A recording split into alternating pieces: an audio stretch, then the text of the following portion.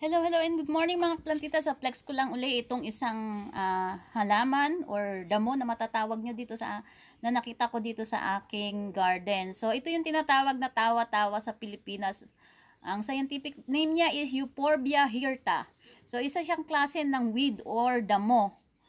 Pero sa Pilipinas ginagamit ito as herbal medicine na pwedeng panggamot sa asthma, skin allergies, tsaka sa hypertension. So nilalaga nila ito, pinapakulo nila kasama na yung pinaka-stem niya tsaka yung ugat. Tapos yung pinagkuluan niya o yung pinakatsaan niya ay ginagamit nila gamot sa lagnat.